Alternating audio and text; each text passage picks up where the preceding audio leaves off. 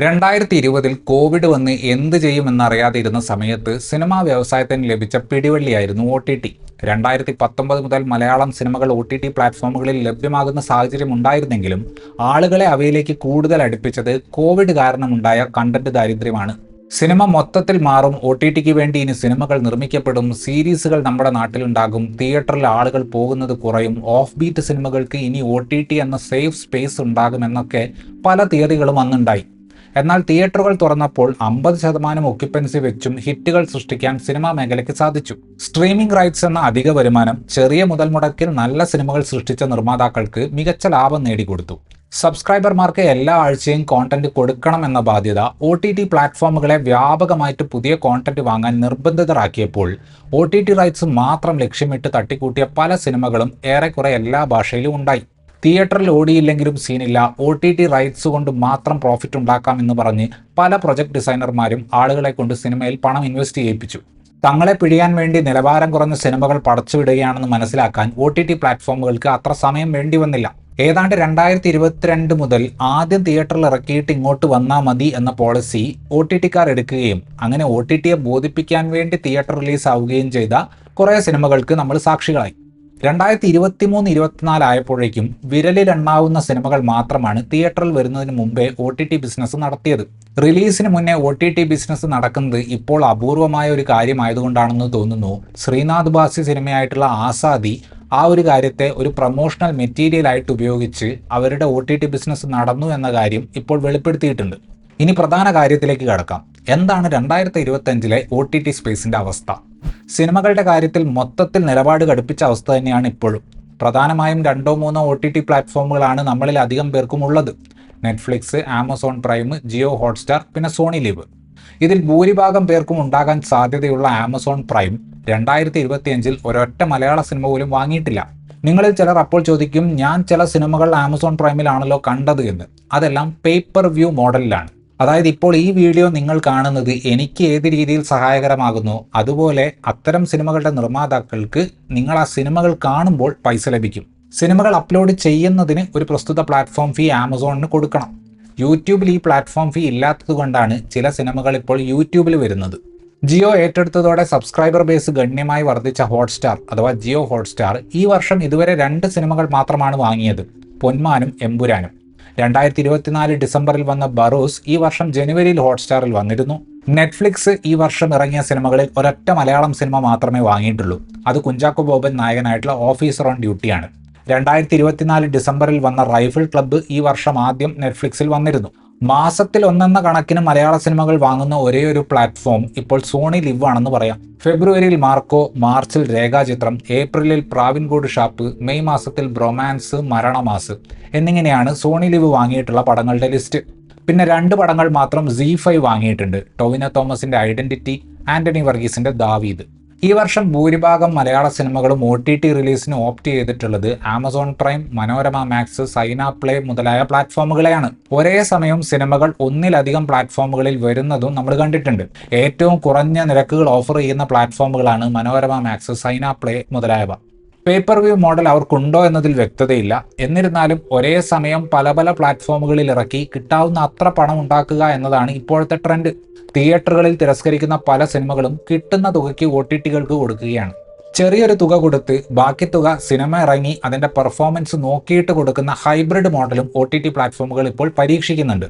നിർമ്മാതാക്കൾ തന്നെ പറഞ്ഞിട്ടുള്ളത് ഇത്തരത്തിൽ പേപ്പർ വ്യൂ മോഡലിൽ നിന്ന് കിട്ടുന്ന പണം കയ്യിൽ കിട്ടാൻ മാസങ്ങളോളം കഴിയുമെന്നാണ്. ഇത് മലയാള സിനിമയുടെ മാത്രം അവസ്ഥയല്ല, തമിഴിലും ഇപ്പോൾ ഈ പ്രതിസന്ധിയുണ്ട്. തമിഴിലെ പ്രധാന പ്ലാറ്റ്ഫോമായ സൺ നെക്സ്റ്റ് അവിടെയുള്ള ചെറിയ സിനിമകളെ സഹായിക്കാൻ പേപ്പർ വ്യൂ മോഡലിൽ സിനിമകൾ സ്വീകരിക്കാൻ പോകുന്നതായിട്ട് റിപ്പോർട്ടുകൾ വന്നിരുന്നു. ആസ് ഓഫ് മെയ് 18, 2025 91 പടങ്ങളാണ് മലയാളത്തിൽ റിലീസായിട്ടുള്ളത്. അതിൽ നിർമ്മാതാവിന് വ്യക്തമായ OTT വരുമാനം ലഭിച്ച സിനിമകൾ 10 എണ്ണം മാത്രമാണ്. സിനിമകളുടെ അവസ്ഥ ഇങ്ങനെയാണെന്നിരിക്കെ ഈ അടുത്ത ദിവസങ്ങളിലായി സീരീസുകളുടെ ലോകത്ത് കാര്യമായ ചില വാർത്തകൾ വന്നിരുന്നു. നല്ല അഭിപ്രായം നേടിയ നെറ്റ്ഫ്ലിക്സ് സീരീസായ കാലാപാനിയും ആമസോൺ പ്രൈം സീരീസായ ഗിൽറ്റി മൈൻഡ്സും 2ാം സീസണുകൾ ക്യാൻസൽ ചെയ്യപ്പെട്ടു. സിറ്റാഡൽ സീരീസിന്റെ സ്പിൻ ഓഫുകളുടെയും 2ാം സീസൺ ആമസോൺ പ്രൈം ക്യാൻസൽ ചെയ്തു. വിരോധാഭാസം എന്താണെന്ന് വെച്ചാൽ വർക്കായ പഞ്ചായത്തിന്റെ 10 കോപ്പികൾ ഇറക്കാൻ നോക്കുന്ന ആമസോൺ പ്രൈം വരിസംഖ്യ നൈസായിട്ട് കൂട്ടാൻ തീരുമാനിച്ചിട്ടുണ്ട്. ജൂൺ മുതൽ ഇപ്പോൾ കൊടുക്കുന്ന 1299 രൂപയുടെ സബ്സ്ക്രിപ്ഷൻ ഉള്ളവർക്ക് പരസ്യങ്ങൾ കാണേണ്ടി വരും. പരസ്യമില്ലാതെ കാണാൻ 699 രൂപ അധികം കൊടുക്കണം. സിമ്പിളായി പറഞ്ഞാൽ സബ്സ്ക്രിപ്ഷൻ 2000 ആക്കി ഉയർത്തി. വരിസംഖ്യ കൂട്ടുകയും അഭിപ്രായമുള്ള ഷോകൾ നിർത്തുകയും ചെയ്യുന്ന ഈ പ്രവണത സത്യം പറഞ്ഞാൽ OTT പ്ലാറ്റ്ഫോമുകളിൽ ഉണ്ടായിരുന്ന പ്രതീക്ഷ നശിപ്പിക്കുന്ന ഒരു നീക്കമാണ്. ഉണ്ടാക്കുന്ന പ്രൊഡക്റ്റിന്റെ നിലവാരം നോക്കാതെ ആളുകൾ എത്ര മിനിറ്റ് അത് കണ്ടു എന്ന അനലിറ്റിക്സ് മാത്രം നോക്കി കോണ്ടന്റ് കമ്മീഷൻ ചെയ്യുന്ന MBA ബുദ്ധിയിലാണ് ഇപ്പോൾ OTTകൾ ഓടുന്നത്. ഇന്ന് നമ്മൾ സെലിബ്രേറ്റ് ചെയ്യുന്ന ബ്രേക്കിംഗ് ബാഡും മണി ഹൈസ്റ്റും ഒന്നും ഇറങ്ങിയ ഉടനെ ഒറ്റ സീസൺ കൊണ്ട് ക്ലാസിക്കുകളായ സൃഷ്ടികളല്ല.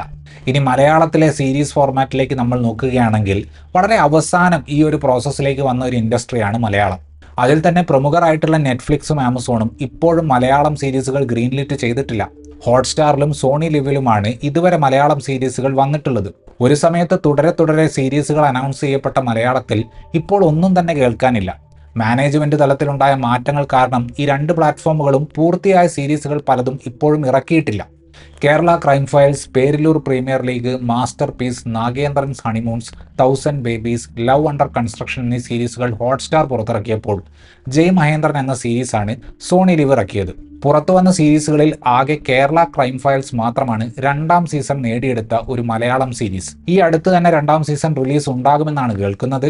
പുതുതായി സീരീസുകൾ ഒന്നും കമ്മീഷൻ ചെയ്യപ്പെടുന്നില്ല എന്നാണ് ഈ മേഖലയിലുള്ളവരോട് ചോദിച്ചപ്പോൾ അറിയാൻ സാധിച്ചത്. പൂർത്തിയായിട്ടും ഇറങ്ങാതെ കിടക്കുന്ന ഹോട്ട്സ്റ്റാർ മലയാളം സീരീസുകൾ ഇവയൊക്കെയാണ്. നിവിൻ പോളി നായകനായ അരുൺ PR ഒരുക്കുന്ന ഫാർമ. ഈ സീരീസിന്റെ preview 2024 international film festival of ഗോവയിൽ നടന്നിരുന്നു.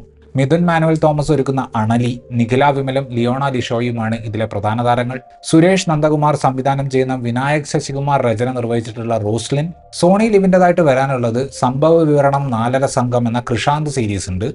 മനു അശോകൻ സംവിധാനം ചെയ്യുന്ന നിഖില വിമൽ, ശ്രുതി രാമചന്ദ്രൻ, കനി കുസൃതി എന്നിവരൊക്കെയുള്ള ഐസ് എന്ന സീരീസ് ഉണ്ട്. ഉണ്ട, പുഴു എന്നീ സിനിമകളുടെ രചയിതാവായിട്ടുള്ള ഹർഷദ് ഒരുക്കുന്ന ബ്ലൈൻഡ് ഫോൾഡ് എന്നൊരു സീരീസും ഉണ്ട്. ബ്രെയിൻ റോട്ട് കോണ്ടന്റ് കാണുന്ന ഇന്നത്തെ ഓഡിയൻസ് കാണുന്നത് എന്താണെന്ന് നോക്കി അത് പ്രൊവൈഡ് ചെയ്യുക എന്ന നിലയിലേക്കാണ് OTT പ്ലാറ്റ്ഫോമുകൾ ഇപ്പോൾ പോകുന്നത്. ഇന്റർനെറ്റിൽ ട്രോൾ ചെയ്യപ്പെട്ടാലും നാദാനിയ, റോയൽസ് മുതലായ സീരീസുകൾക്കൊക്കെ കിട്ടുന്ന വ്യൂസ് നിലവാരമുള്ള പല സൃഷ്ടികൾക്കും കിട്ടുന്നതിൻ്റെ 10 മടങ്ങാണ്. ആംബിയൻ വ്യൂയിങ് എന്ന പരിപാടിക്ക് ഉതകുന്ന സീരീസുകളിലേക്ക് പ്ലാറ്റ്ഫോമുകൾ പോകുന്നുണ്ട് എന്നാണ് കേൾക്കുന്നത്. അതായത് സീരീസ് കണ്ടുകൊണ്ടിരിക്കുമ്പോൾ ഫോണിൽ തോണ്ടിയിരുന്നാലും കഥയൊന്നും മിസ്സാകാൻ സാധ്യതയില്ലാത്ത തരം കോണ്ടന്റുകൾ. സീരിയലിന് സമാനമായ രീതിയിലുള്ള ഒരുപാട് എപ്പിസോഡുകളുള്ള OTT സീരീസുകൾ ഇപ്പോൾ ഉണ്ടാക്കപ്പെടുന്നുണ്ട്.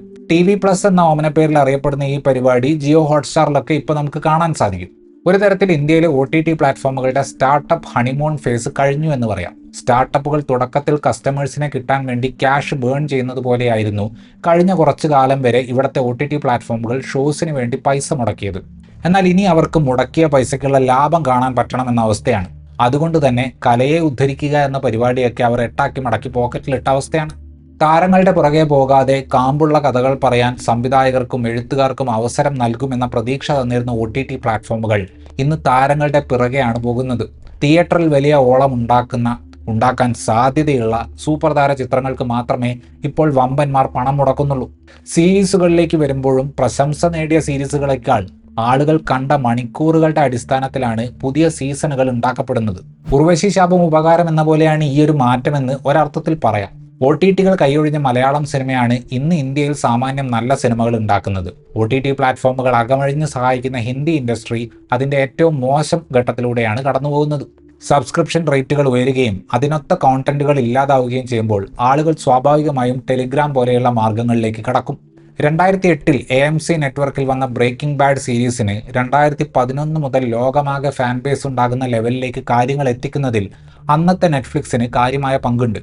അതുപോലെ തന്നെ 22 എപ്പിസോഡായി എഡിറ്റ് ചെയ്ത് സ്പാനിഷ് സീരീസായ ലേ കാസ ഡെ പാപ്പയിൽ മണി ഹൈസ്റ്റാക്കി ലോകമാകെ പോപ്പുലർ ആക്കിയതും നെറ്റ്ഫ്ലിക്സ് ആണ്.